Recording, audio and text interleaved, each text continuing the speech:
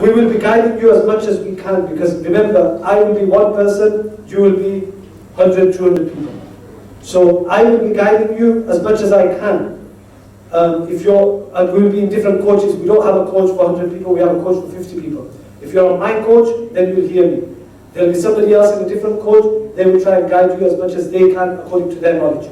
Okay? So what I'm trying to tell you is read as much as you can, try and grasp as much as you can. Whatever I'm saying, try and take it as much as you can and read afterwards as well. But this is what you're supposed to do.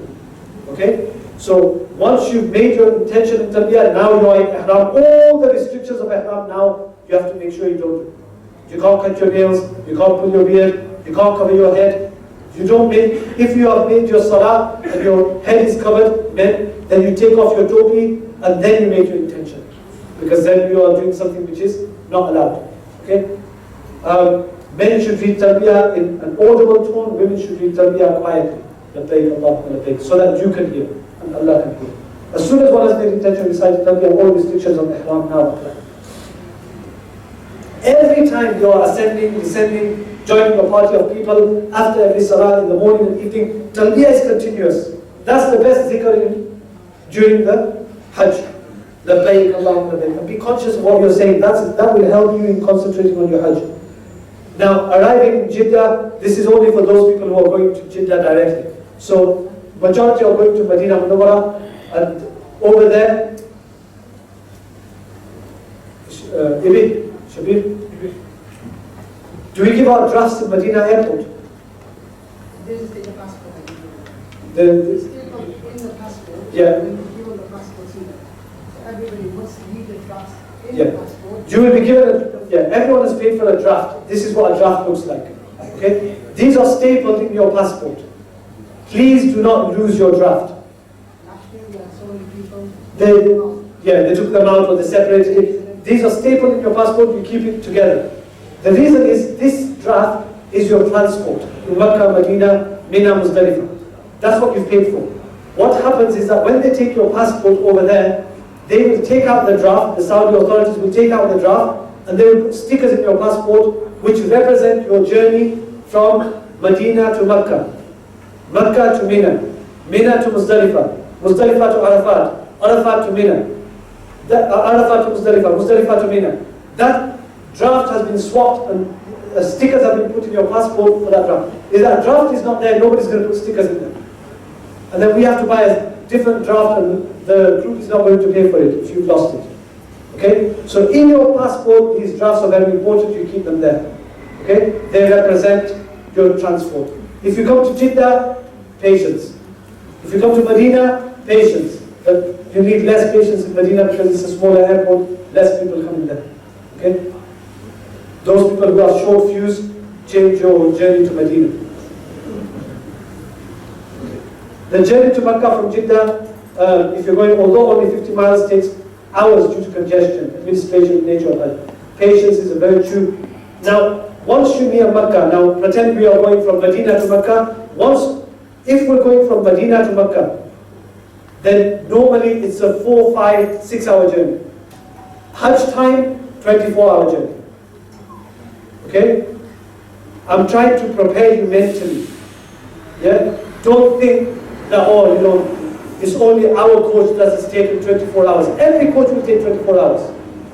Okay? So when we're going from Medina to Makkah, be prepared for a 24-hour journey. Yeah? If we get there in 12 hours, alhamdulillah. Then you'll be so happy.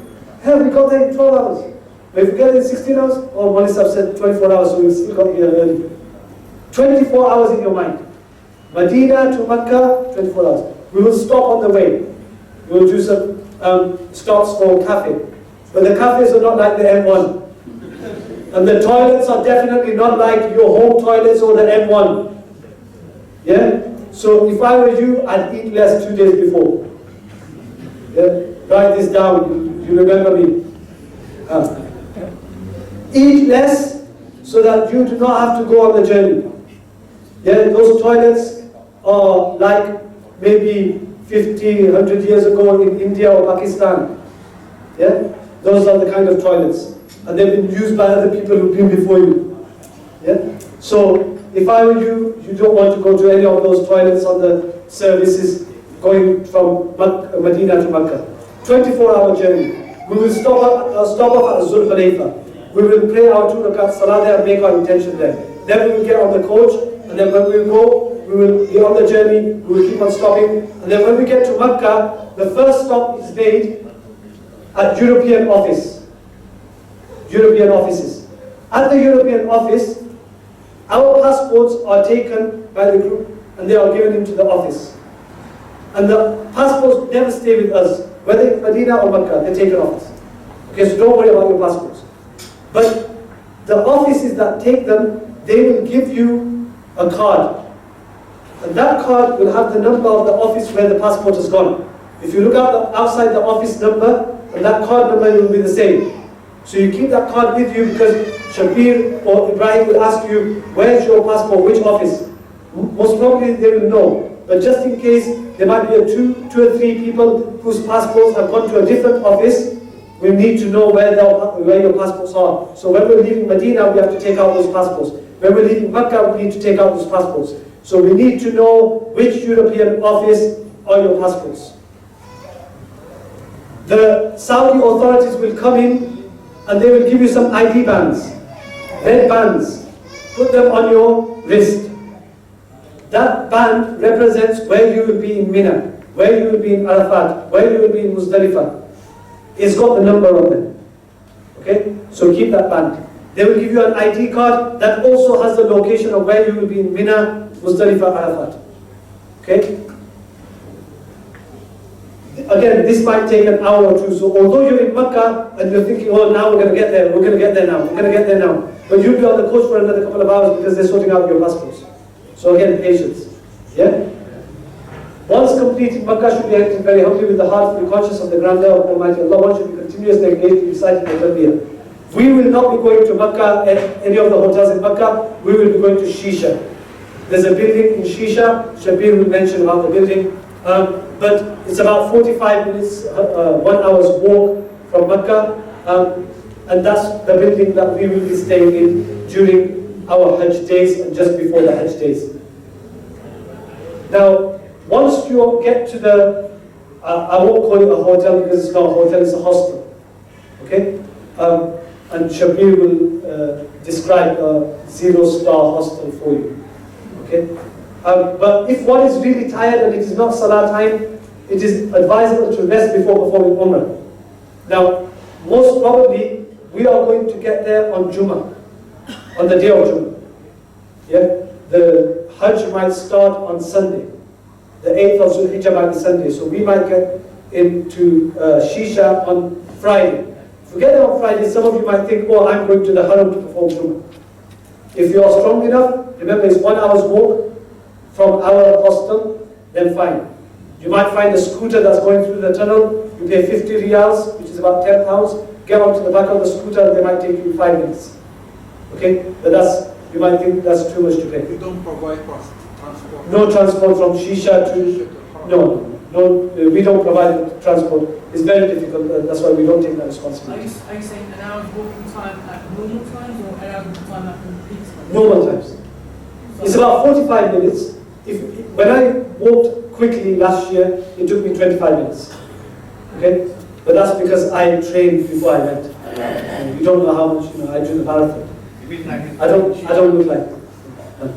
Between Shisha to Haram. It's about 45 minutes normal walk, 25 minutes quick walk, 1 hour for people who are just walking a bit slowly. How many people allow the Sometimes 2, but normally 1. Sometimes 2.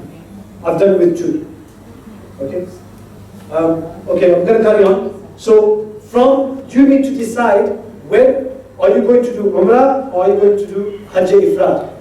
Those people who are doing Qiran and Tamattu, you will be doing Umrah first. Okay? So you need to go to Haram. Now when are you going to go to the Haram? Some of you might think, oh, I want to get there for Jummah, so you go there straight away. You don't take any rest. Fine. That depends on your own fitness. Okay? Now, don't think that we are going to go as a group of 100 to Haram. It doesn't work like that. Doing Tawaf with 100 is very, very difficult. If you've been before, then I would recommend that you go yourself. Because Umrah is the same. You do your tawaf, you do your sa'i. It's the same. If you haven't been before, then try and find somebody who's gone before and try and go in a smaller group. Group of 5, 6, 7, 10, maximum 10, 12 maximum I would say. But that's still a big group. But if you are going in a group of 4, 5, it's better. You'll be able to look after yourself and you'll be able to do your Umrah properly. Okay? If you haven't done it before, try and find somebody. If you have done it before, then try and go yourselves. You go to the Haram in your own time. So either you go at night or you go during the daytime, it's your choice. Once you go, remember you should be, even if you remain in your hostel, then try and read your salah in the local masjid with Jama'at. There's a local mosque outside, try and read the Jama'at. Okay? Don't forget where you are. Okay? You still want to read all your salah with Jama'at. Also, whilst in your hostel, don't think that, remember you're in ihram. So continuously keep yourself busy in dhikr. لبيك اللهم لبيك لبيك لا شريك لك لبيك إن الحمد والنعمة لك. And if you set targets of reading so much Quran, then start reading Quran. Or get your tasbih and start reading tasbih. Don't chit chat. Very important. Now, if on reaching Makkah it is mustahab to perform ghusl. If not, then perform wudu and remember not to violate the laws of ihram. Okay? So you can't perform ghusl at the hostel. It's going to be a shared facility, so it depends on how many people need to use it. Is it well signposted to people to some? Sorry. Some people get lost on the way to. Yeah, we're going to try and give you a map. We don't have a map from the authorities.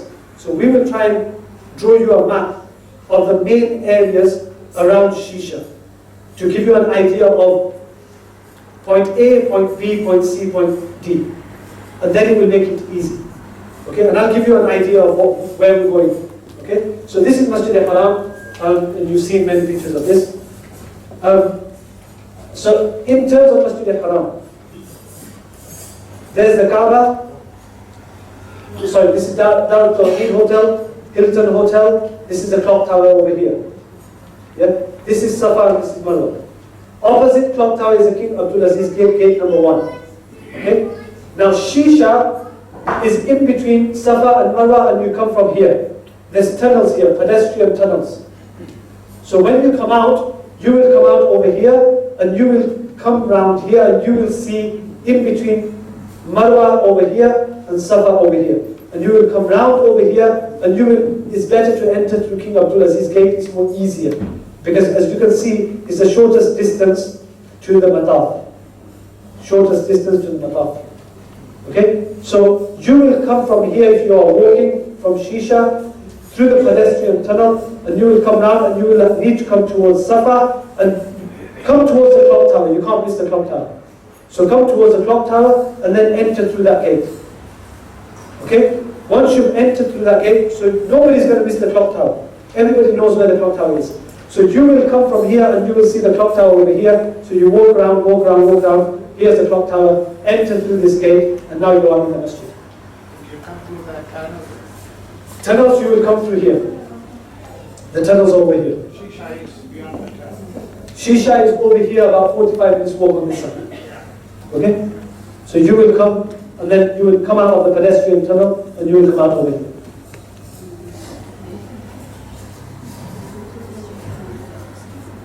Okay, sir. Now, so the first thing we're going to do is going to make tawaf. So how do you make tawaf? Remember, all the things that you need to do for entering the masjid, you will take off your shoes, you will put them in the bag, take off your left shoe first, then your right, put it into a bag, and the bag you don't put in any of the shoe racks over there. Why? Because you will enter through this gate here. And then you will finish over here, Marwa. Who's going to come back with their shoes over here? No one. So you will have a kind of pump bag which you will keep with you all the time. So your shoes will be with you all the time whilst making tawaf, whilst making sa'i. Okay? And this is a picture of the Kaaba. There's Hajar al-Aswad. This is the Hatim, which you need to go around. Okay, so you need to go around. No shortcuts through here. Some people, they're tired, they say, I'm sorry, shortcut, man. No, then your tawaf will not count. This is the Maqam Ibrahim. This is the Yemeni corner over here. These are the two main things. Hajar al-Aswad, Yemeni corner, Hatim, you need to go around. And this is Maqam Ibrahim. This is the door of the Kaaba. This is a multazam in between Hajar al-Aswad and the door here. So you're already in Ihram for Umrah, and wuzu is necessary for tawaf. Wuzu is necessary for tawaf. So if you've done your wuzu at Shisha, you walk through the tunnels, you've broken your wuzu, you do wuzu again before you go into masjid. Tawaf, you need wuzu. While reciting Talbiyah, enter Masjid al-Haram with the right foot, reciting the Mas'ul Dua. One should look down and proceed forward and recite Talbiyah until one can see the Kaaba. So you are walking, looking down, whether it's 5 of you or 10 of you, you're looking down, and then from the top of your eye line, you can see the Kaaba, so you move to one side, leave that path for other people, you move to one side, and then you look up at the Kaaba. Any dua you make whilst looking at the Kaaba, your dua will be accepted. So that dua is very important. Make long dua. You say Allahu Akbar, Allahu Akbar, Allahu Akbar 3 times. You say La ilaha illallah, La ilaha illallah, La ilaha illallah 3 times. And then you say durood, and then you make lots of dua. Make lots of dua. Everything that you need in this world and in the hereafter, you ask them. Don't rush. And this is why I say don't take a big group. If you take a big group, one person finishes their dua in 5 minutes, hurry up, man. And the other person wants to make long dua. So what do you do? Okay, so you need to make sure that you have that comfort of making dua, long dua. And at the end, one last dua you make, oh Allah, whatever dua I make after this, accept it. Because you might have forgot some duas, and if this dua is accepted, all your next duas will be accepted. Okay? This is one of the places where the dua is accepted. So how do you make your tawaf?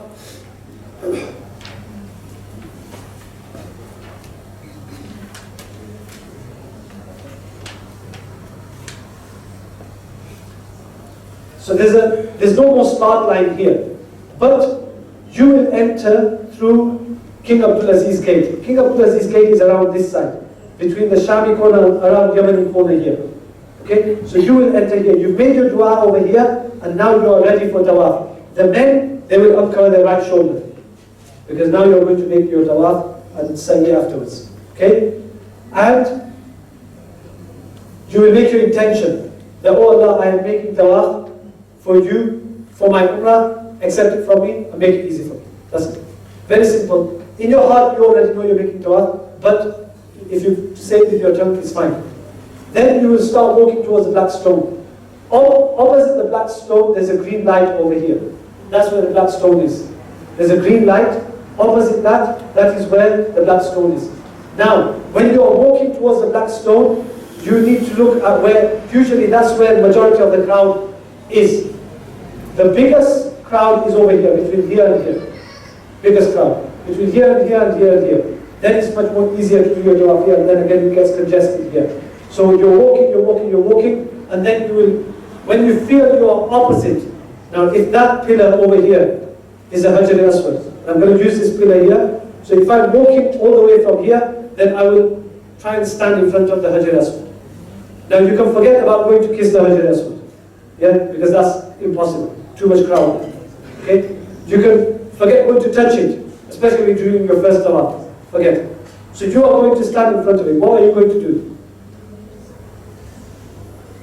So like I said, Istiba is to uncover the right shoulder. Wuzu is necessary for tawaf. Proceed towards the black stone. The talbiyah, the labbaik will stop when you get to the black stone. So you carry on praying labbaik, labbaik, labbaik, labbaik all the way till the black stone.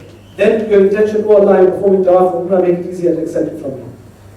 Step in line with the black stone, or with the body facing it. There are 2 actions that need to be done. Now, in one hadith, the Prophet ﷺ says that the tawaf is like salah. It's like namaz. So just like you start salah with takbir, you're going to start your tawaf with takbir.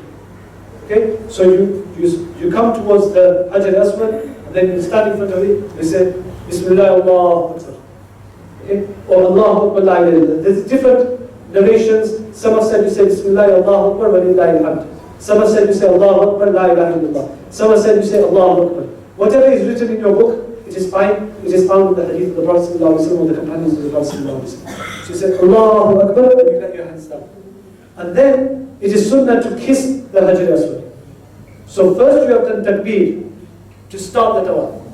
And you do that every time you start the tawaf, you do the takbir. According to some scholars, you don't do takbir, you only do the kissing of the Hajar Aswad. So if that's what's written in your book, that is fine as well. But according to Imam Abu Hanifa, you start with the takbir, you let your hands down. Then you have to kiss the Hajar Aswad. Because you can't kiss it, you touch it. Because you can't touch it, then you put your hands towards it and you kiss your hands. And that's your kissing the Hajar Aswad. Bismillah, Allahu Akbar, and then you carry on. That's your first kiss of the Hajar Aswad. And then you put your left shoulder towards the Kaaba and you start walking around. All the way around the Kaaba.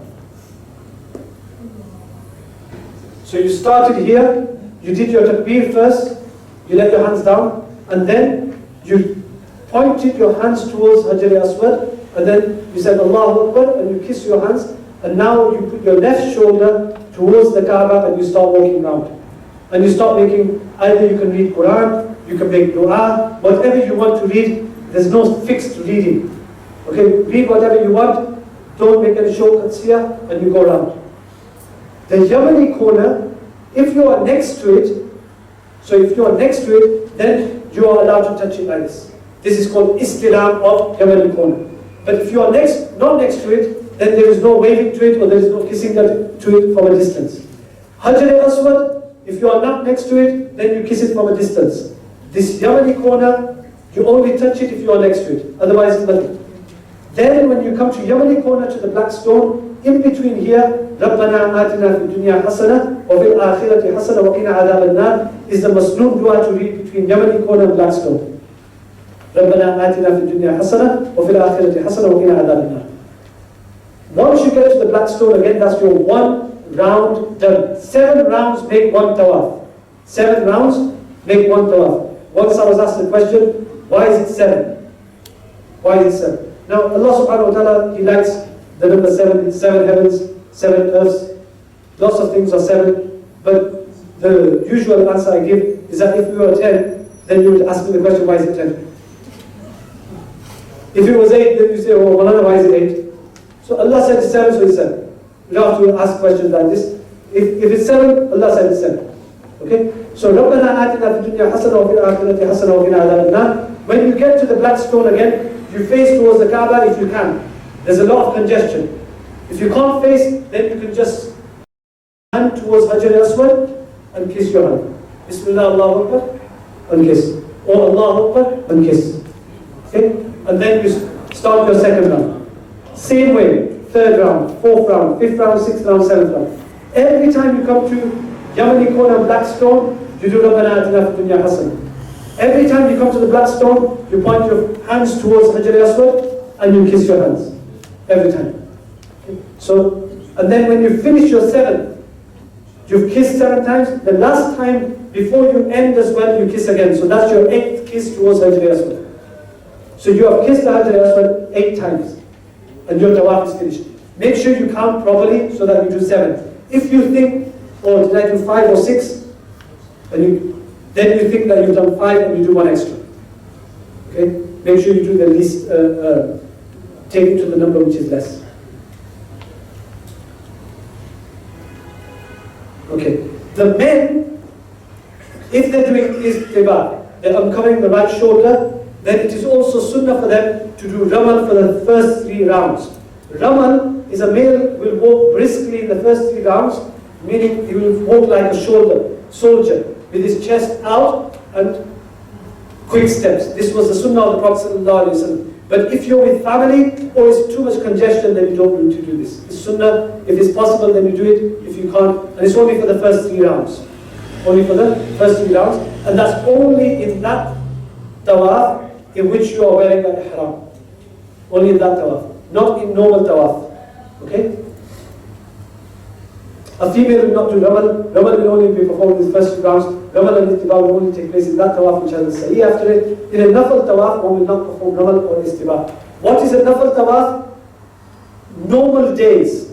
when you are not making tawaf or umrah or hajj, and you are just in the haram, and you feel like making a tawaf, then exactly what we said about tawaf, you do the same things, except the ramal and istiba. No ramal, no istiba. You start with Bismillah, Allahu Akbar, kiss Hajj al-Aswad, go around 7 times, and that's your tawaf done. That's a normal nafal tawaf. Normal nafal tawaf. During tawaf, recite Quran, dhikr, and make dua. One should avoid talking whilst performing tawaf. Be conscious of where you are. Make sure your phone is off. Yeah? You shouldn't be on the phone. Hey, beta, I'm making tawaf, I'm making dua for you. No, you're not, mom. You're on the phone with me. No. So, whilst you're making tawaf, you shouldn't be on the phone. Yeah, totally. Be conscious of where you are. This is Allah's house. Be very, very conscious. One should not eat, one should not read in a loud manner which disturbs others, and one may drink something in between if one feels thirsty. If your wuzu breaks during tawaf, wuzu is necessary. So what you do, where you left, you go and do wuzu and you can start where you left. Or you can start that tawaf, that one round again. So if you've done 4 and you're halfway through the 5th one, then either you start from halfway through the 5th one, or you can start from the 5th one again. Okay? One will not gesture to any other corner of the Kaaba. It is mustahab to touch the Rukn Yamani. Like I said, it should not be kissed.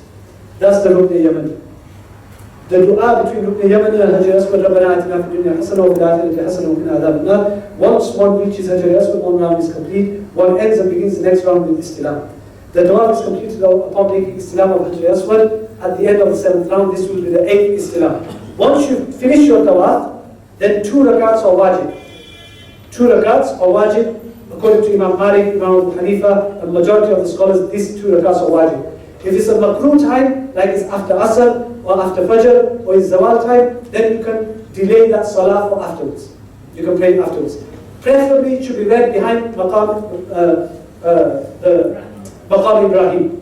But if you can't find space there, then you can read anywhere in the haram. Sometimes it gets congested there, especially for women. You don't want to be trampled there, so go somewhere where you can read. It is sunnah to read Surah Kafirun in the first rakat, Surah Ikhlas in the second rakat. The 2 rakat should not be performed in the makruh times, and Maqam Ibrahim is preferable, but if not, then you can read the 2 rakats anywhere in the haram. That's Maqam Ibrahim, and most probably you will be reading your salah behind that.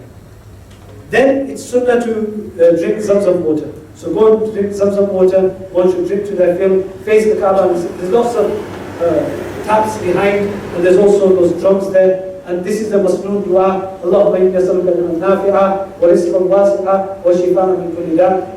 This will be on your slides when you see the slides.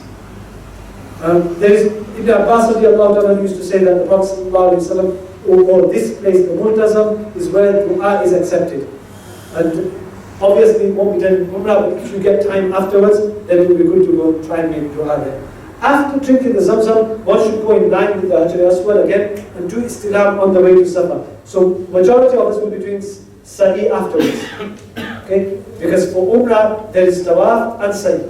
For Umrah, there is Tawaf and Sa'i.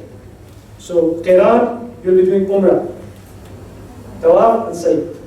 Tamattu, you'll be doing Umrah. Tawaf and Sa'i. The Ifrad, you'll only be doing Tawaf al-Qudum. But you can also do the Sa'i of Hajj before the Hajj, before the 10th. So the Sa'i of Hajj is normally done on the 10th or 11th of Zulhijjah, after Mina, Arafat, and Muzdalifah. But if somebody wants to do the Sa'i earlier, especially for Hajj Ifrad, if you're doing only Hajj, then you do the Tawaf al-Qudum and you do the Sa'i of Hajj. And that's like doing the Sa'i. So afterwards, when it's the Hajj days, you will only do Tawaf, you won't do Sa'i, because you brought the Sa'i forward. If somebody from Qiran or Tamattu wants to also bring the Sa'i forward, then they will do the Tawaf of Umrah. They'll do the Sa'i of Umrah. Then they will do Tawaf al-Qudum, they will do another Tawaf, and then they will do the Sa'i of Hajj. So the Sa'i cannot be done on its own. It has to be done with a Tawaf before it. Okay? So one will then head towards the Safa hill, which is located in the Masa, and one will proceed to the Safa hill, showing one is standing on the slight inclination. So this is the Safa Marwa.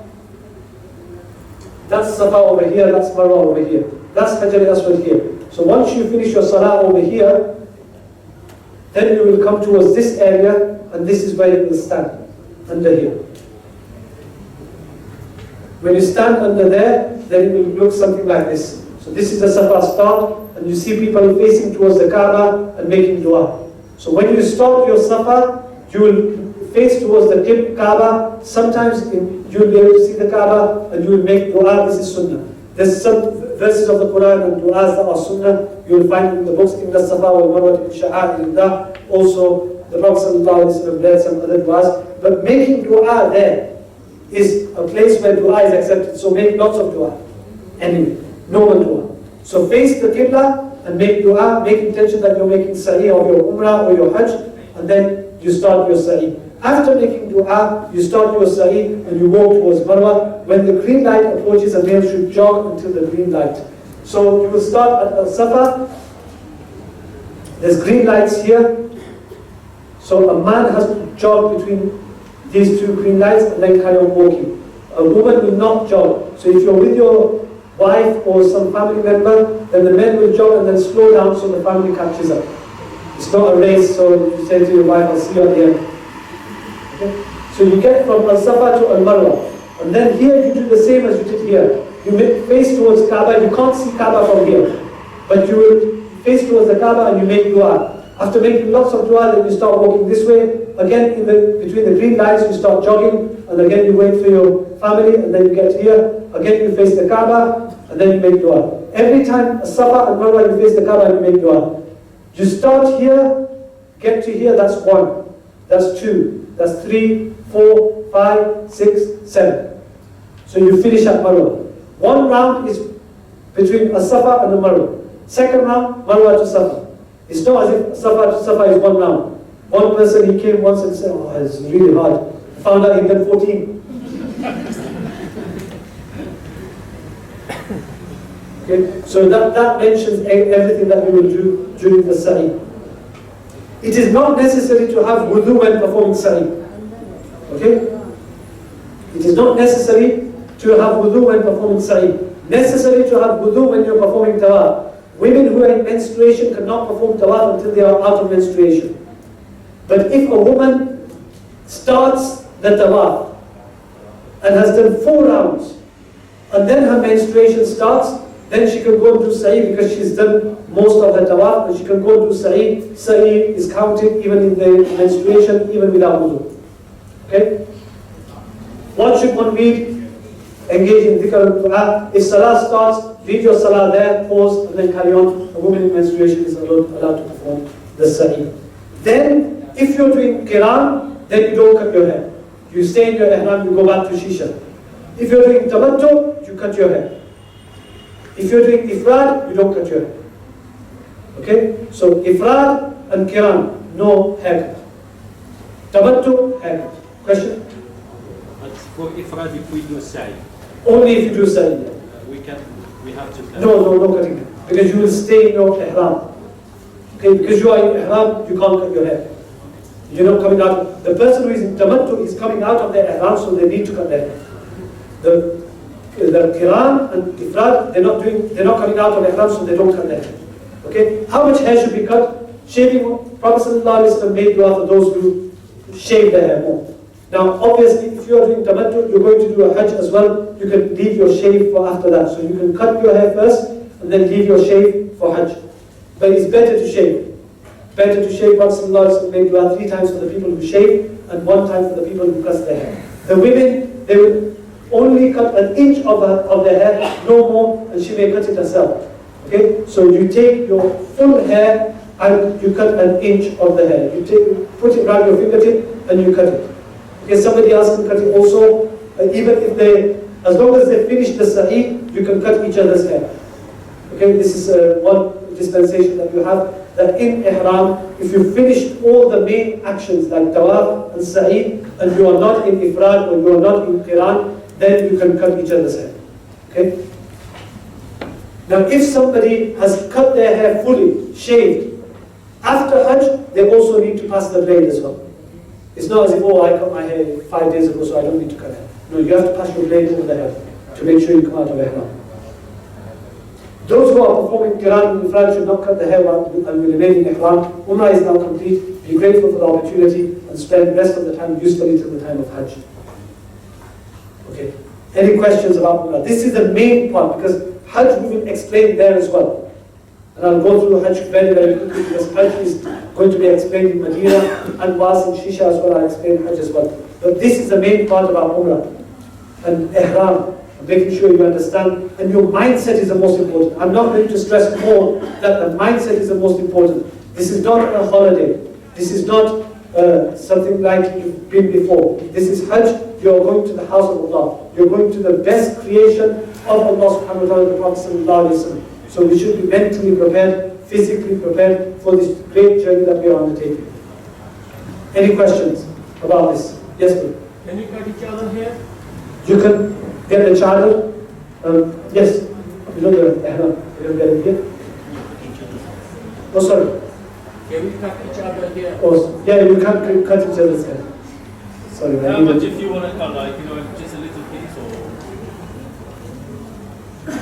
According to majority scholars, when you cut your hair, you should cut all of your head. Okay? So you can't just take 3 pieces here and say, I've cut it. No. It should be at least a fingertip of all of your head. At least a fingertip of all of your head. You will see some people, they will just take 3-4 pieces of hair. That is wrong. Prophet ﷺ said you should shave your head or you should cut all of your head. Okay? So only for the women, 1 fingertip and again all of your head. Not only a little bit. Yes, sir. Is it just the top of your head or is it face as well? Not face, no, only the head. Yeah. Face, you should make intention that you're going to leave it for the rest of your life. Lengthen your beard, as the Prophet ﷺ said. Yes. The distance between Shisha and Walk. you will find it difficult to walk. Do you recommend taking a wheelchair? Yeah, you can take wheelchair. Yes, absolutely. Yeah, I'm going to take 2 more questions, and then I'm going to carry on and do the Hajj quickly. Yes, you can leave your haircut to get to Shisha, and there'll be some barbers there as well. And there are barbers around Marwa as well. Okay? Everyone clear? Okay, we're going to go on to Hajj. Just do the Hajj. Thank you.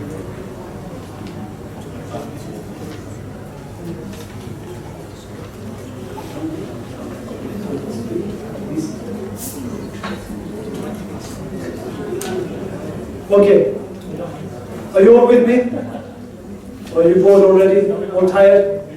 Don't mind? You okay? I'll do this quickly because we're going to repeat this in Medina and we're going to repeat this in Shisha. Okay. This is Masjid al-Haram. This is Aziziyah or Shisha will be around here somewhere. This is where the Jamarat is, over here. The story and Shisha is around here. And on the day of Hajj, either in the morning or the night before, we will leave. 8th of Zulhijjah is the day of Hajj starts, Mina. 8th of Zulhijjah. Which might be a Monday or was probably a Monday this year. So just say if it's Monday morning after Fajr, after sunrise is the Sunnah time to leave. The Sunnah time is to leave after sunrise. But because these Mina tents get filled up very quickly, usually people leave at night. So people who are staying in Makkah, they leave in coaches at night. People living here, they start walking at night. From here, from Shisha to our Mina camp, European camps are around here, right at the edge. So these are all the tents, but our camp is right at the end. So it usually takes about 1 hour 15 minutes from Shisha to our camp. 1 hour 15 minutes to 1.5 hours walking. Okay? There will be coaches provided, but they would not have the luxury of going out anytime they want. The coaches will be provided, you will be given your times, but those who are walking, they will walk for 1 hour, 1.5 hours and get to their tent over here. Okay? So Mina, you will stay on the 8th until Fajr the next day. You will read Zohar, Asr, Maghrib, Isha, and the next day Fajr in Mina. at the camp. Okay? After Fajr, you will leave for Arafat. The coaches will leave according to the times given by the group.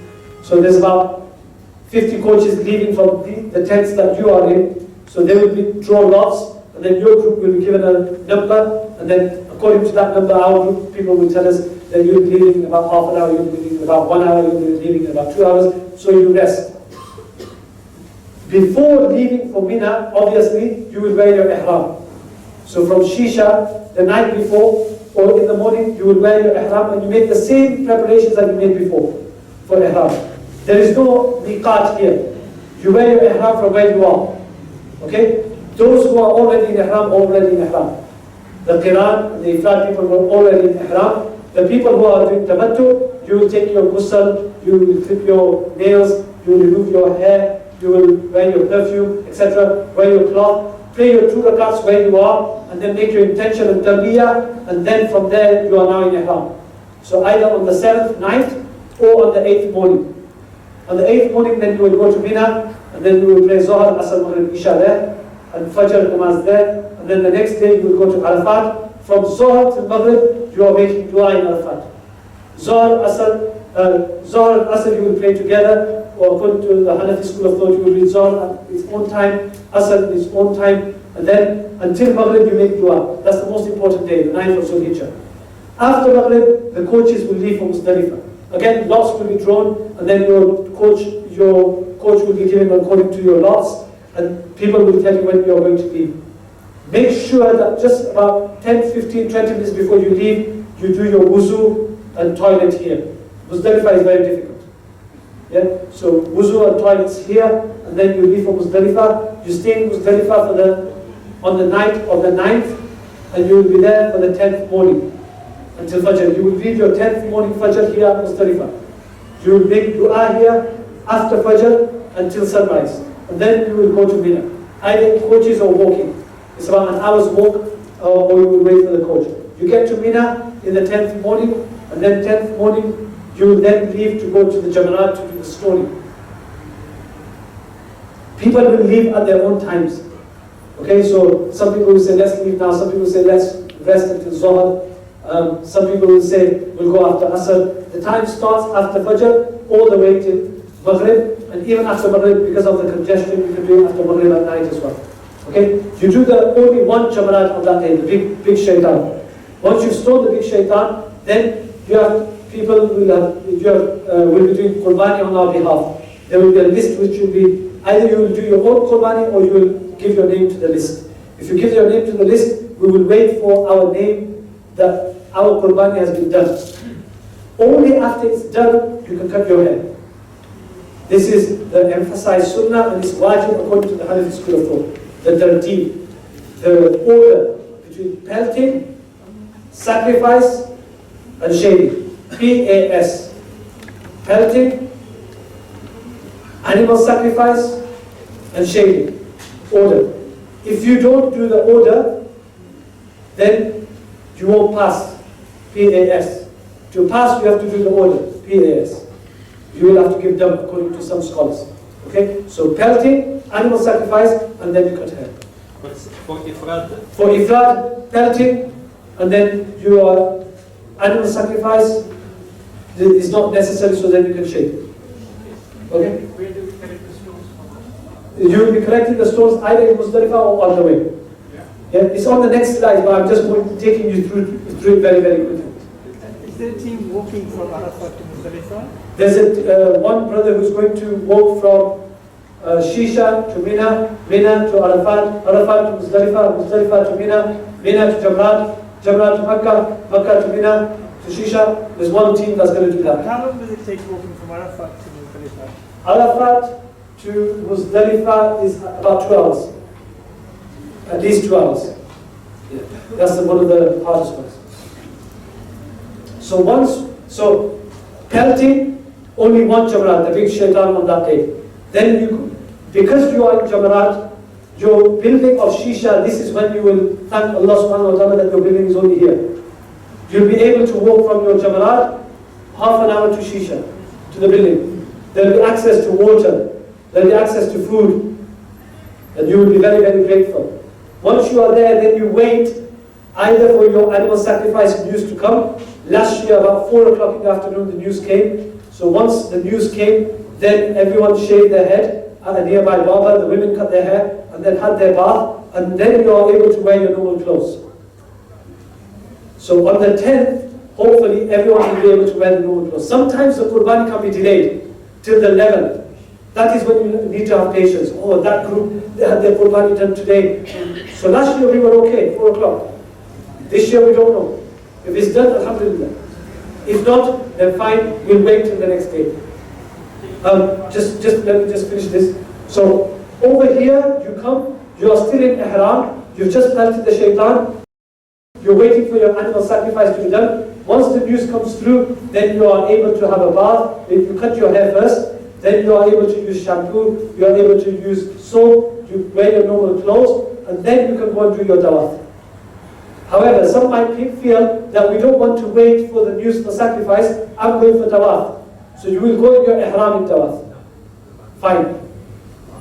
And do your sa'i if your sa'i is still left, and then you come back and then you hear that your animal sacrifice has been done, you shave your hair, and then you come out of your ihram. So the tawaf can be done in your ihram clothes, or it can be done in your normal clothes, depending on whether your animal sacrifice has been done and you shaved your hair. Sorry about that. A little bit confused. I was reading a book and you know the pelting the shaitan? Yeah. It was done in a course of 3 days in the book. So Yeah, I'm just doing 1 day so far. Oh, I'm still on the 10th. I haven't come on the 11th and 12th. Okay. So you're very good. no, fast. No, you're very, very fast. MashaAllah. You're traveling in a car. Anyway. So the brother, yeah. So so on that day, you've done your pelting, you wait for your sacrifice. After sacrifice, you shave your hair. After shaving your hair, you're able to come out of your ihram. All you've got left is the tawaf. The tawaf is ziyarah, which is the most important. Either you could go on that day. Transport on the 10th is very, very difficult. You should be prepared to walk from here to Makkah. Do tawaf. If you've got sa'i, do sa'i. Then walk back. Absolute, the most shattering day of walking ever is going to be the 10th of Zulhijjah. Be prepared for that. Yeah? Because you started off here, Muzdalifah. Some of us usually walk from Muzdalifah to Mina because it's only 1 hour. You get to your tent over here. Then you walk from your tent to Jamarat, which is 45 minutes. Then after pelting, you walk to Shisha, that's another half an hour. You rest until you hear about your Qurbani news. Your Qurbani is done, you shave your hair. You shave your hair, you have your bath. You put on your normal clothes. Then you decide to go and do your tawaf. You walk to Makkah, 1 hour. Then you do your tawaf, 1 hour, 1.5 hours. If you have your sa'i left, that's another hour, hour and a half. Then you walk back to Shisha.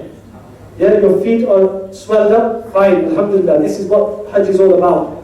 Then you have a rest, and then it's sunnah, or according to some scholars, it's wajib to spend the night in Mina. So about 2 or 3 a.m. you arrive back in your Mina camp. 2 or 3 a.m. Whether you take a cab back or whether you walk it back, I think you won't get there before 2 or 3 a.m.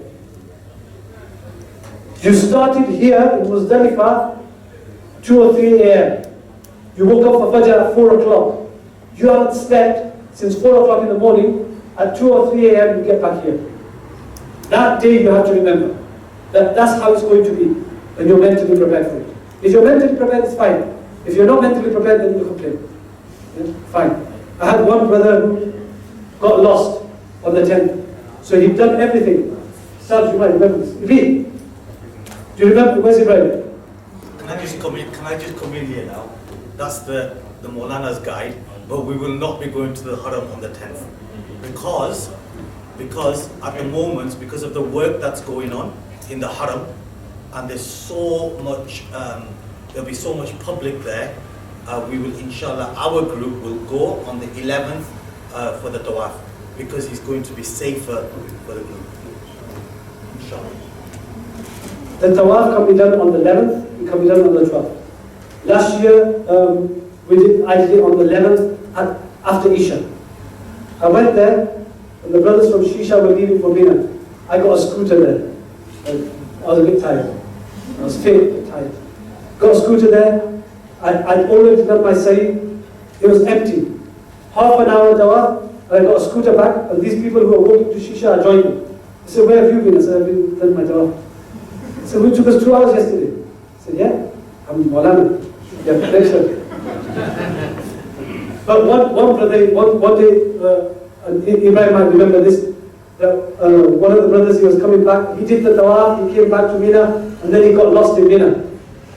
So everyone had gone to sleep after Fajr, and he was still not back at 5 o'clock. He walked in at 7 o'clock, and he saw the brother sleeping, the Scottish brother. And he came in and said, what's this? Everybody's sleeping. Am I the only one who got lost? Did my check bounce or what? Did my check bounce or what? And he came in, and everyone was laughing so much because they thought he's the only one who got lost.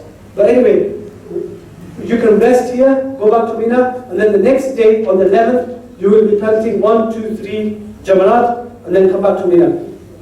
On the 12th, 1, 2, 3 Jamarat, and then come back to Mina. Now, if you've got your tawaf left, then after the 11th, after Jamarat, you can go back to Shisha, rest, and then go whatever time you want to do the tawaf and come back. Or on the 12th as well before Maghrib. Okay, so that's the very, very quick guide to the Hajj. And if you want the full guide, it's over here. I'll flick through. Yeah, that's what you do quickly. On the 10th. And in there, I'll just give you 1 or 2 tips. The Mina Jamarat, you go through these tunnels. There's the Jamarat. There's the order. Now when you're doing the Jamarat, when you go to the Jamarat, it's a big pillar like this. You will be coming from Mina. Look, where are these people coming from? They're coming from here. So you're going towards Makkah. Makkah is on that side. Each pillar will come, the small one first, the middle one first, and then the big one. On the first day, you only do the big one. But when you go, the easiest place to do the stoning, is not this corner. Why? Because everybody's coming from this side. Keep on walking past, just keep a distance from the wall here, keep on walking past, and then enter through here, just on that corner here. There'll be nobody there. And you'll be able to do it right next to it. Okay? So go for that left corner on this edge here. Okay? That's one tip. Another tip you need to remember is this. European camp is over here.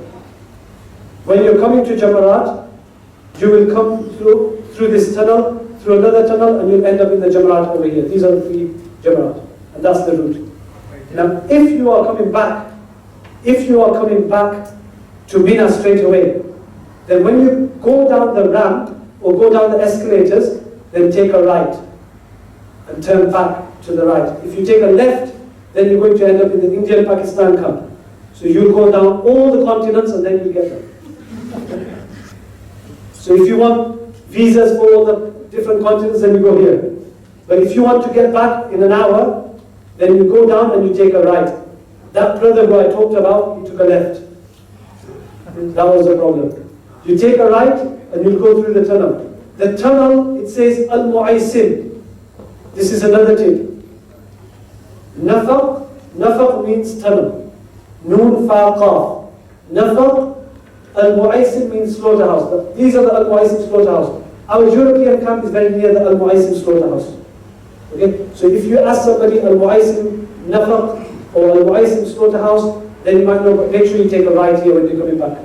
And if you're coming from Shisha, you will come from here. So what you do, you keep your Jamarat on your right hand side, not on your left hand side. So Jamarat will stay on your right, and if you walk with Jamarat on your right, then you will be going the right way. Okay, that's a very important tip you need to remember. So the tunnel is in a two-way system. Sorry? The tunnel is a two-way system? Or Yeah, it's different tunnels. Different tunnels. So going wise will be only you going one way. It's one way. Okay? Before leaving home, do you thank Allah subhanahu wa ta'ala? There's one thing that we need to do is the tawaf al-wida. This is wajib. So once you've completed your Hajj, after the pelting of the Jamarat, then you will stay in Shisha. But before you come home, you need to do tawaf al-wida. This is wajib. Okay? For the 8 days, people, it's very difficult, and you need to get there and try and do your tawaf al-wida because there's lots of congestion. and then have good memories and refrain talking about difficulties. You don't want to come back and somebody comes to your house to drink zamzam and kajur, and they say, oh, you know, how was the Hajj? They say, oh, don't go there. That's Shabir. Or that Ibn. Yeah? And that's it. You've put somebody off from going for Hajj. If you feel that the group was not good, if you feel that they let you down, then say, Alhamdulillah, you need to go for Hajj. But if I were you, I'd choose another group. Don't say anything else. Sorry, Shabir. Still Jamie, yeah? Your side. Yeah, side. If somebody comes to your house, then you say, Alhamdulillah, you need to go for Hajj. And they ask you about the group, then Alhamdulillah, but if I were you, I'd go with another group. But then encourage them. Don't talk bad. Don't stop backbiting. Because then you are spoiling your Hajj. Always have good memories of Hajj. Very important. Lots of people, they spoil their Hajj after this. May Allah subhanahu wa ta'ala make your journeys easy. Remember, keep reading Fazail al-Hajj, Virtues of Hajj, and a book about Hajj. Any questions, you are free to ask later on. Shabir will go through the rest of the logistics.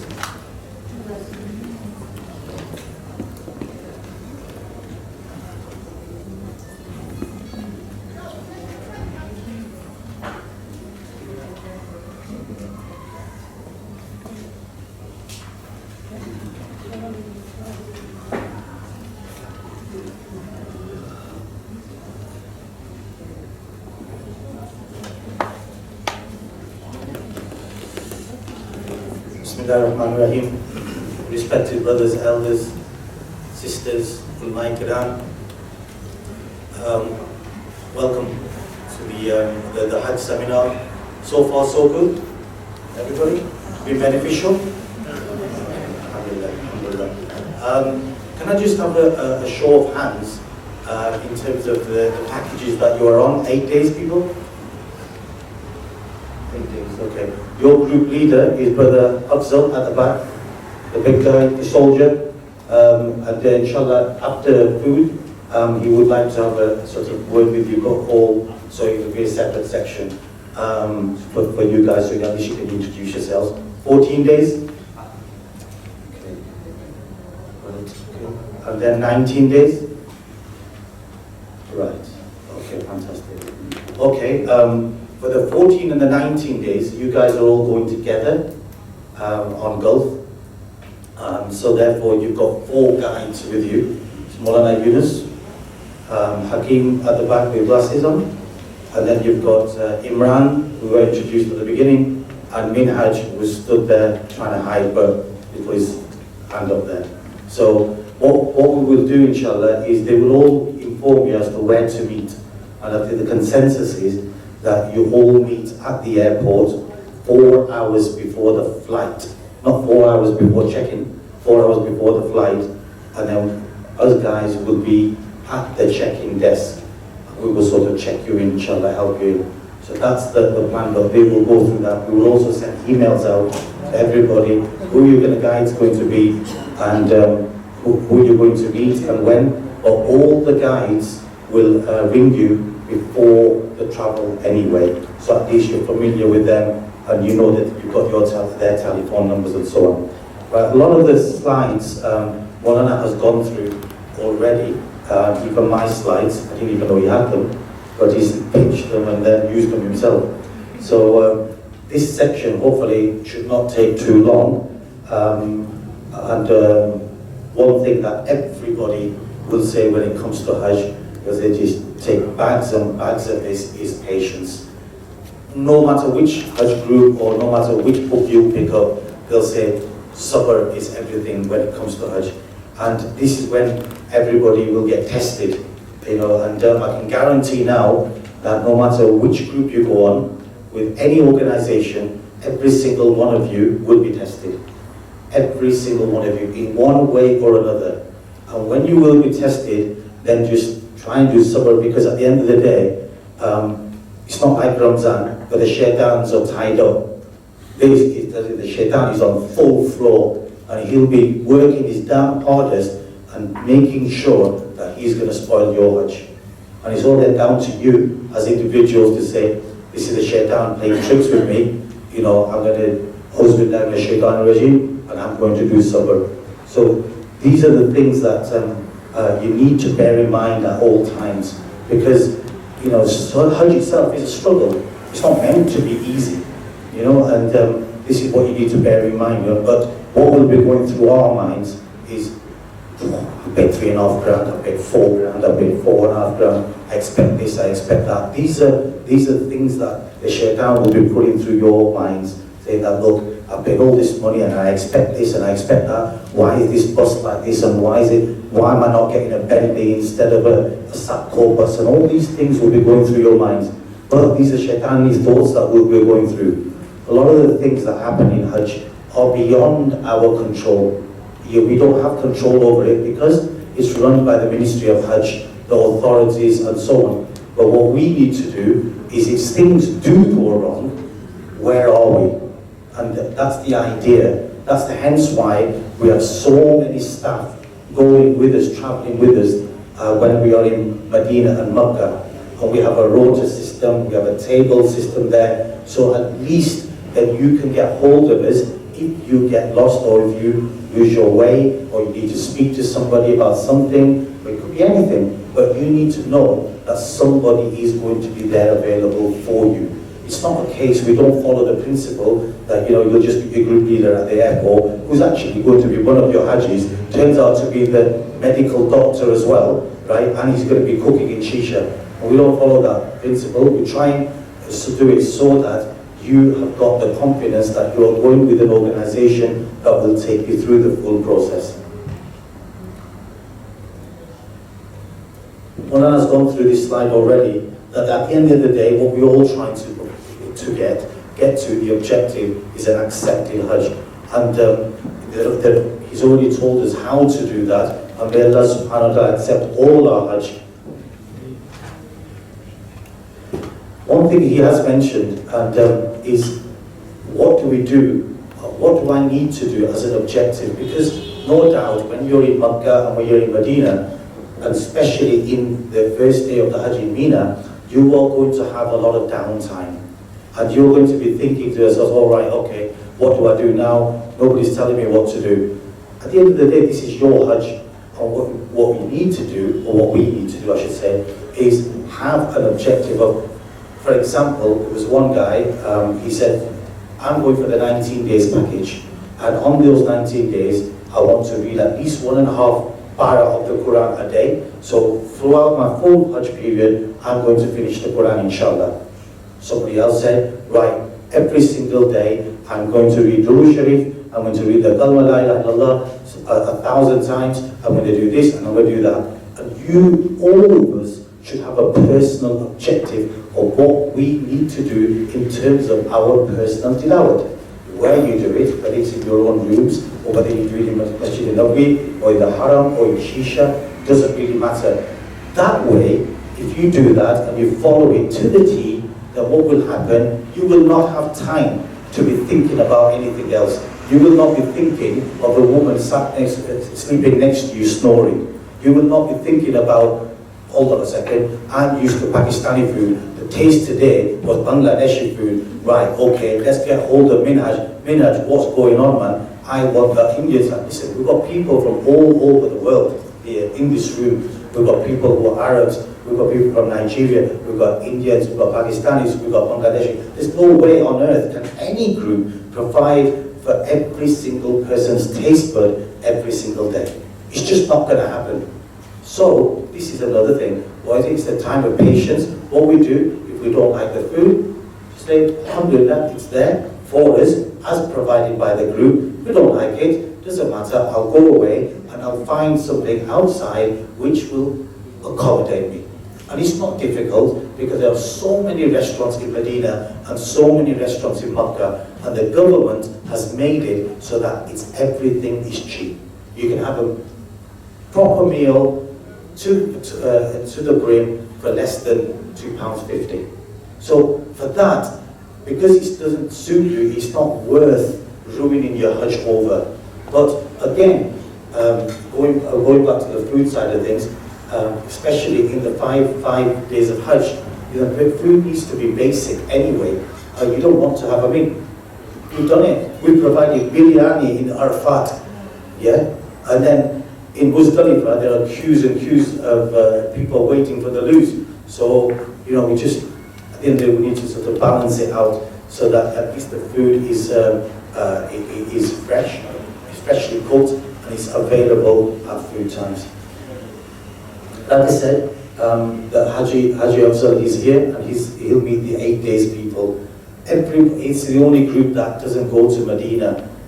All other groups, whether it's the 12-day, 14-day or 19-day packages, they all go to Medina. And like you said, you'll all be meeting your group leaders. I'm the first one to go with my judge, and then what I will do is when the other groups arrive, the 19 days people, because I take the 23 days people, so when the other groups arrive, the 14 days and 19 days, I will inshallah receive you in Medina. So you'll have the group leader here, and when you come out of customs on the other side, we will be there to receive you. Now we've got to bear in mind, is except for the 8 days people who will go to Jeddah airport, and it's not an easy task. Believe me, Jeddah airport, you have to have extreme amount of patience because of all the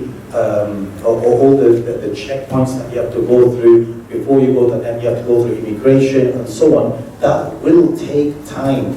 And then after you get to the other side, then they have to arrange the bus for you to come to Makkah. When you come to Makkah, you've got to go to the morning office. From the morning office, then you will come to the building. That whole process, after landing, you are talking 9 hours. So be prepared for that 9 hours. Don't think that just because I've arrived at the airport now, I'll go to my resort on the beach, that's it, done, 2 hours. No.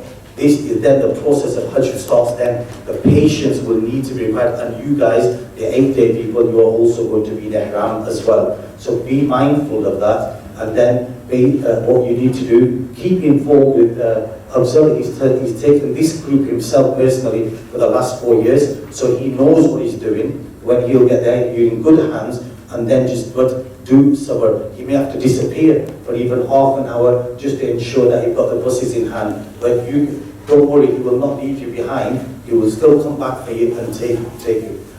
The people that go into Medina first, it's a breeze in comparison. So the whole 9 hours then gets reduced down to, inshallah, 2 hours.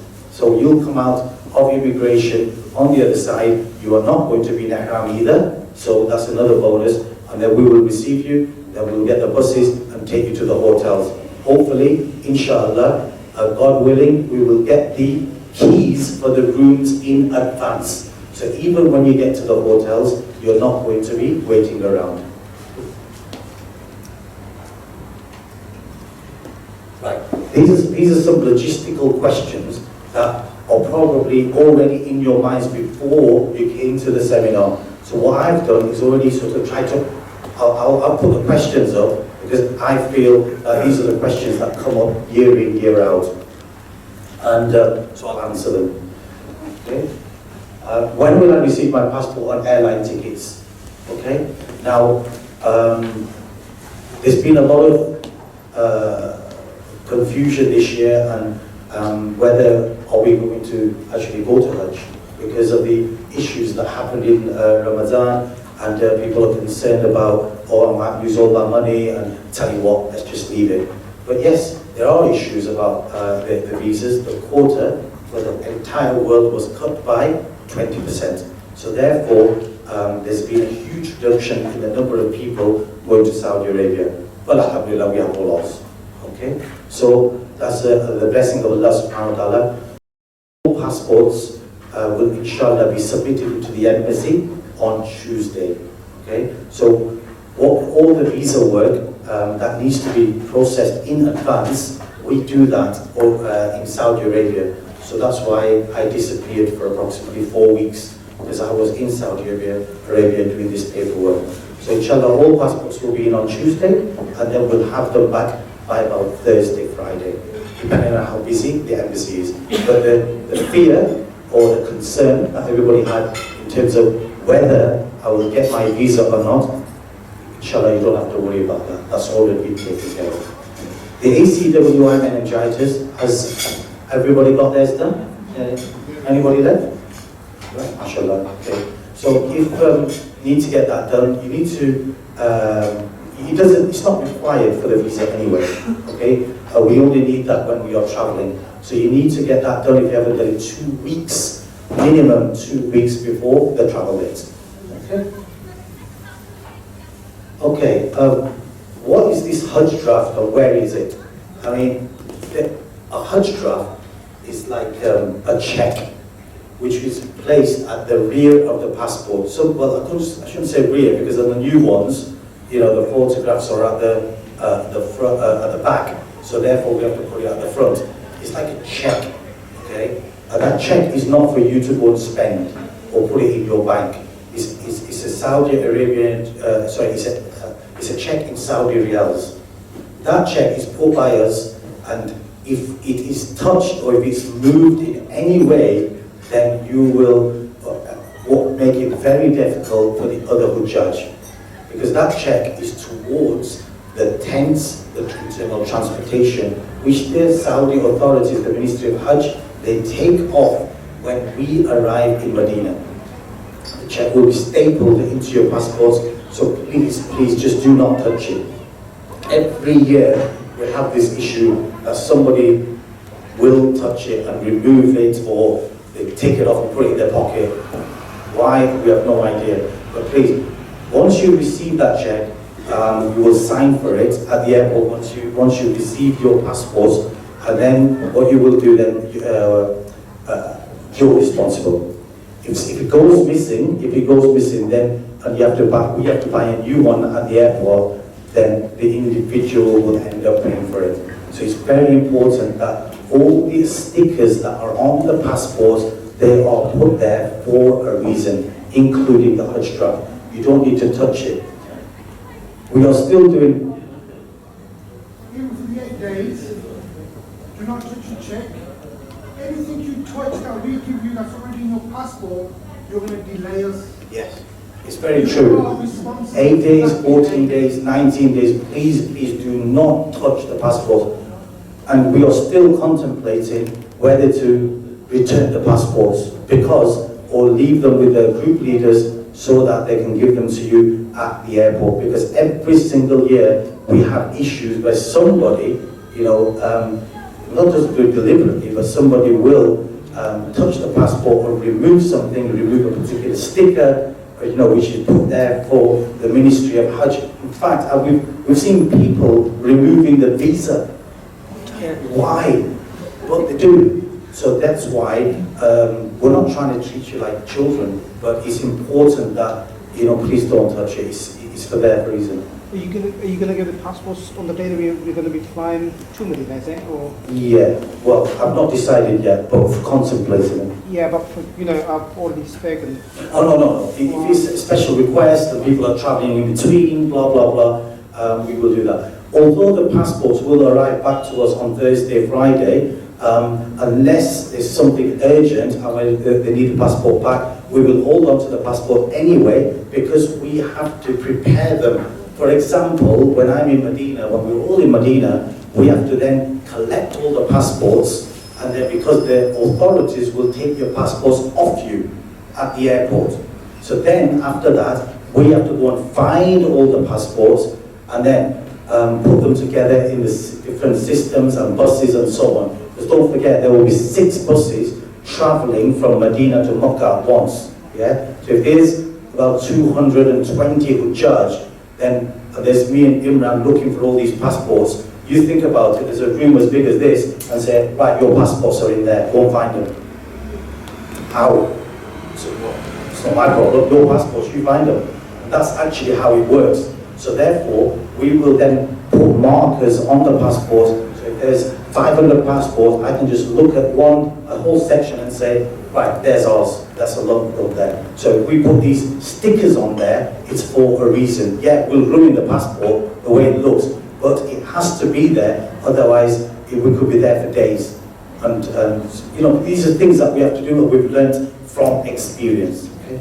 Now then, so please don't touch the Hajj draft. Bottom line, how soon do I need to get to the airport? 4 hours before the flight, not check-in, okay? We've already told you who your group leaders are, but they will make contact with you. Okay, and again, what if I forget anything? Don't worry about it. Everything can be purchased in Saudi Arabia. You know, and again, like Maulana said, don't pack your whole house. You just do not need it. When you're there, you need the bare basics. So some people go, oh, my allowance is 30 kg, let's fill it up to 29.5. They don't think about, what about the stuff I'm going to bring back? So most people also judge when they travel, they maybe got two items, like 2 doves, like this, 2 or 3 maximum. They've got their ihrams in there, and they buy one when they get to Medina. Don't buy your second ihram from here. It's no point. It's cheaper there as well, and you're carrying less weight.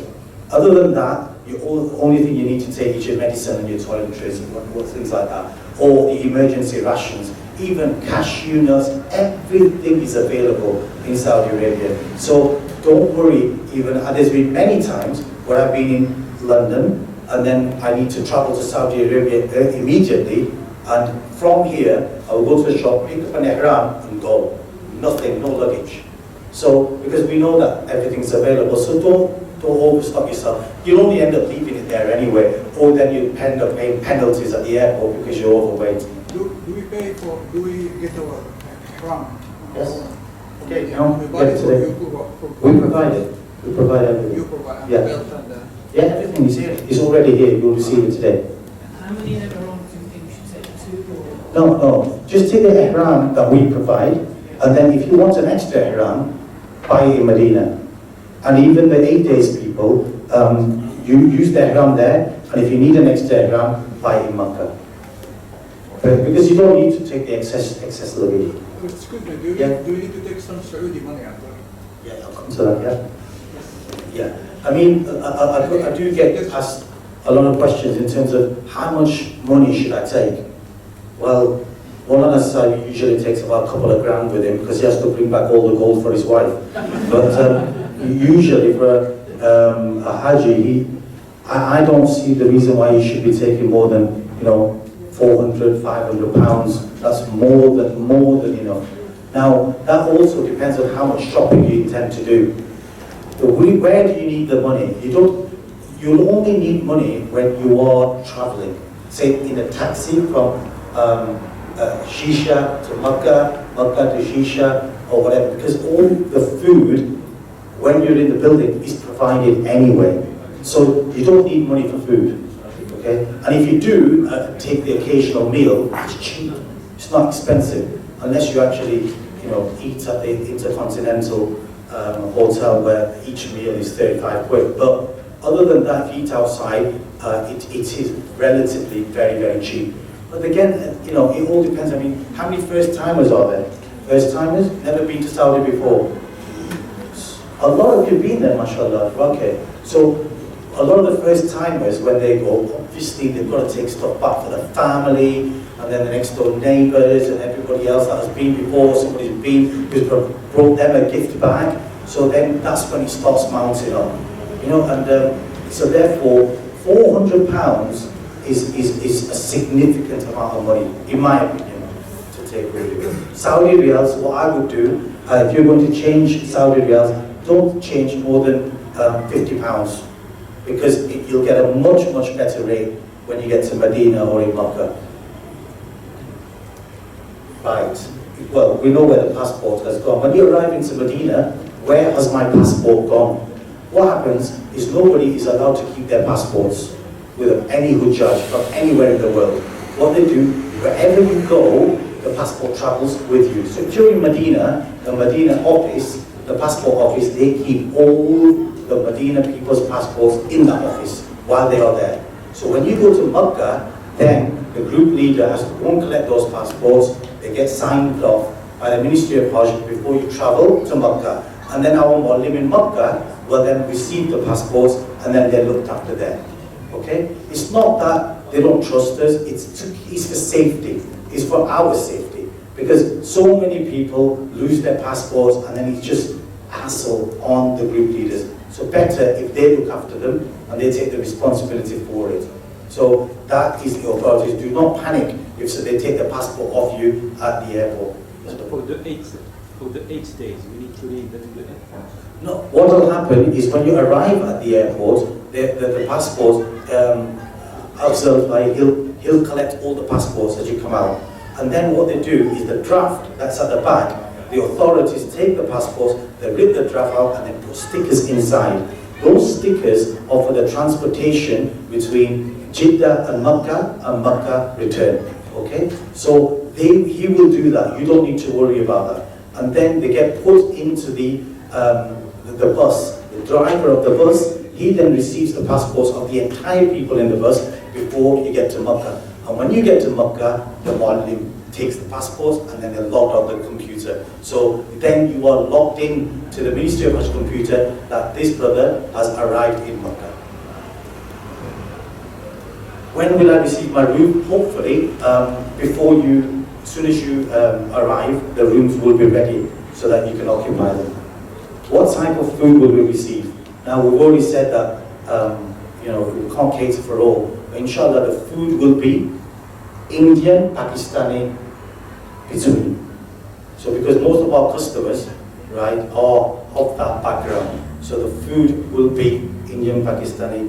So it's not going to be as rich as Pakistani food, but not as mild as Indian food. In the middle, inshallah.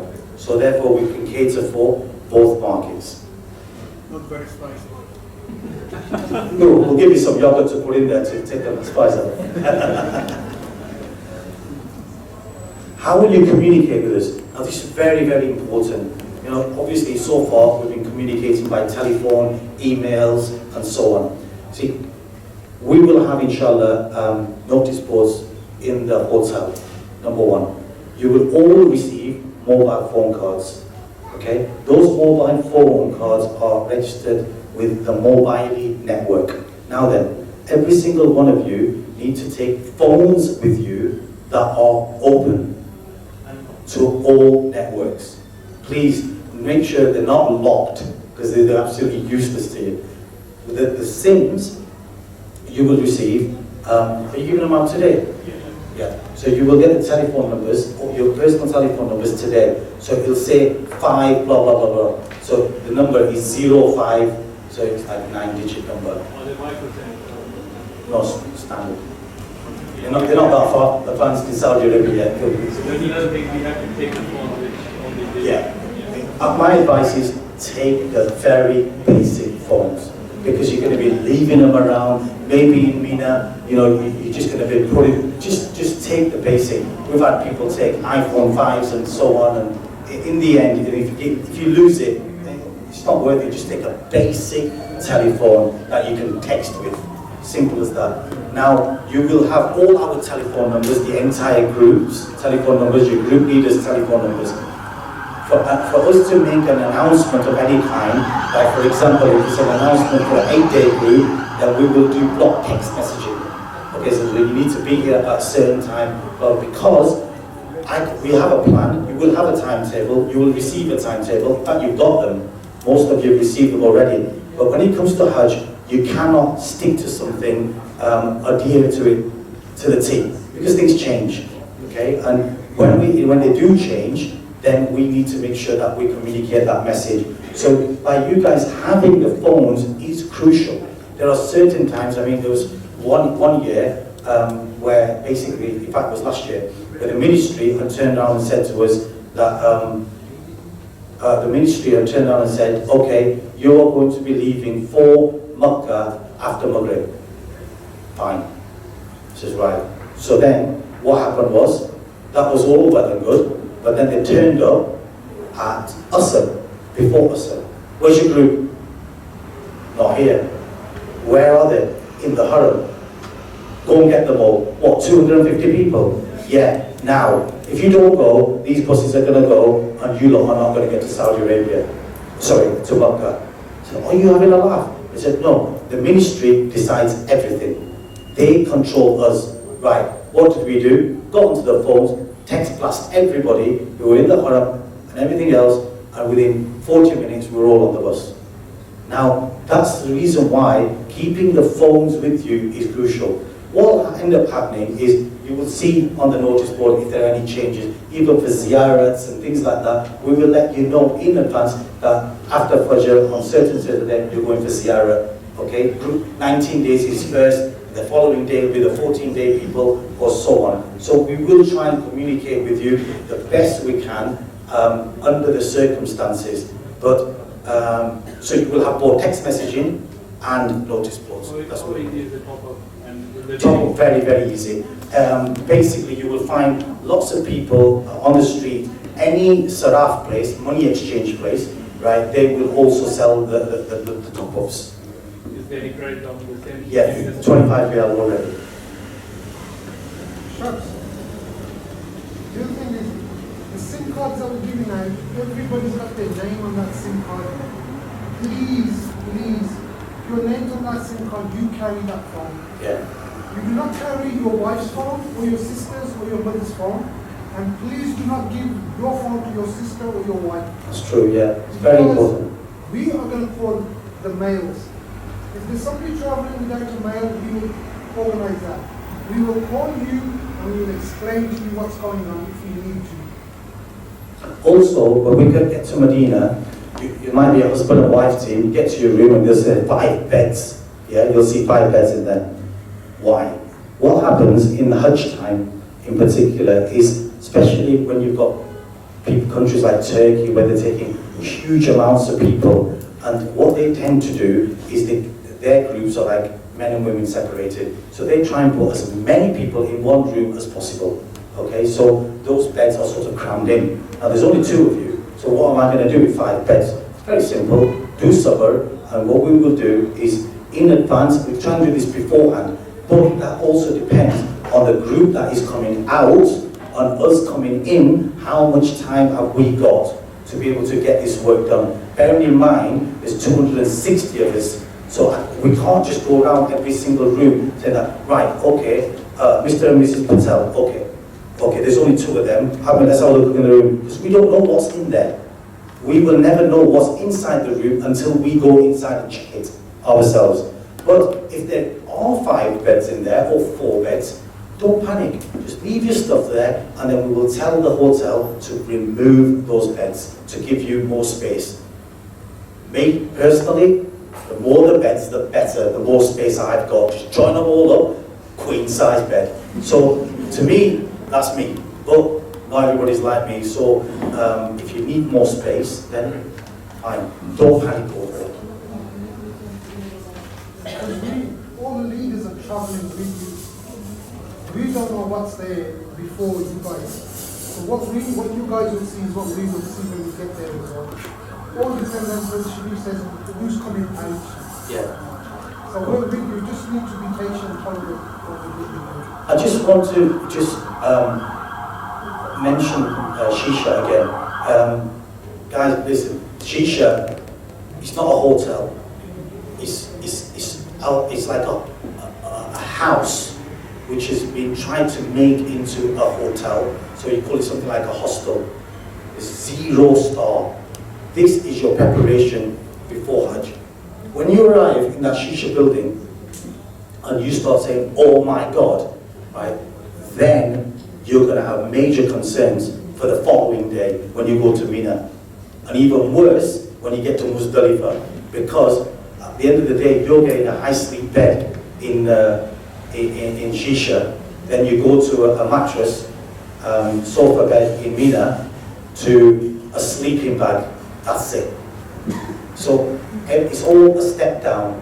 So please bear in mind that when you get to Shisha, this is, I am actually now ready for Hajj now. So when you get there, getting a high sleep bed is a bliss, trust me. Because when you come back to that on the 3rd day of Hajj, you're going to think this is 7 star. Trust me. You're going to think, my bed, I love this bed, I love this place. Why? Why are you going to think that? Because you've just done the pelting of the shaitan, and like Molana said, that this is a tiring day. Don't forget, the night before, you've not slept, you're in Muzdalifah. So you come back to Mina, you drop your bags, and say, okay, let's go and do the pelting. So you've gone through the 2 tunnels, yeah, basically thinking, oh my God, I can't handle this, can't do this anymore. You're tired, you're still in Ihram, you're walking along, and then you've done the pelting of that big shakedown, and then I say to you, right guys, let's go and walk another 3 hours. And then they'll say, are you for real? Yeah. No, because that's what the other groups do if they have got accommodation in Makkah and not at the Jamarat. Because, or I can say, right, we've got another 20 minutes, and that's it, you can go to sleep while we do the Qurbani for you. And once your Qurbani is done, then we'll wake you up and say, brother, your Qurbani is done, go and get your hair cut downstairs, and you can go back into your designer night trainers and your designer dobes and everything else. So you're out of Ihram. And then a lot of people will say, okay, I'm going to go to Makkah and I'm going to perform my Tawaf Ziyarah now. Now that is normal circumstances, it's okay. What you've got to bear in mind is if you look at the Haram, you've got the Madaf, ground floor, and then you've got the first floor. They also used to do, you see on TV all the time, for those who haven't been, you see the people on the first floor doing Tawaf. Alright, it's slightly longer, obviously because it's past the Madaf. And then you've got the second floor, which is even longer, and then it's a 1 kilometer journey all the way around the Madaf. What they've done in this expansion is they've taken a huge quadrant out of the first floor and the second floor. So therefore, no Madaf, no Tawaf can be performed on the first and the second floor. So the only thing we've got now is the Madaf. That's it. So the 20% reduction that they've made around the world, right, is not going to compensate for 2 floors of Tawaf missing. So what they did was, they put a suspended floor on the Madaf itself. Now I've seen this floor, and that is not enough to compensate for 2 million people. So my humble suggestion is, do the sabr. There's no reason, you're going to be out of ihram anyway. Like I said, you're going to go back into your normal clothes. Why? You need to go and perform your tawaf ziyarah on the first day. So inshallah, like Maulana did last year, and myself, Ibrahim, all the leaders, they will perform the tawaf ziyarah on the second day after Isha. Because, right, from experience, this is the time where people go off to eat, or they go back to Mina, or they're doing their other things. Because most people don't think like we do, and they don't know, they don't get this lecture, a lot of people, and they don't have this experience, so they will all be doing it on the first day. Last year, it was so bad that they had to close the doors of the Haram. It was that dangerous. So therefore, inshallah, we will all be doing it on the second day. So although it is the most tiresome day for most people, it shouldn't be that bad for us, because you're going to be staying in Shisha anyway for that day, and then after we've eaten in the evening, then we'll walk back, back to our Mina tent. Okay? Okay, where do I wash my clothes? All the people that are going to Medina, right, suggestion is to get all your clothes washed in Medina. It's a lot easier. And then when you get to when you get to Shisha, right, then you've only got your ihram to get washed. That's all you will have. So my suggestion is that any washing that needs to be done, then you do it in Medina. And then there are loads of laundrettes. It's absolutely bliss there. I mean, ladies will love it. The only thing you do, you go there with a bag and say, there you go. And then come back next day, it's all washed, ironed and everything, and then just take it away. Brilliant. So it's not difficult at all. You just give them a bag, they'll write it all down, put all these numbers all over your clothes, so that it's logged to the invoice, and then pick it up the following day. It's easy as that. The checklist we will provide of all the items that you need to take in excess of the ones that we provide for you already. So basically just double check that so you don't forget it. If we do decide to give the passports back in advance, then make sure you bring your passports with you. Copies of your flight tickets we'll have anyway. One thing that I would recommend, make sure you make 2 to 3 copies of your passports. Make sure, and you just bring them, keep them in different bags, so just in case we need them.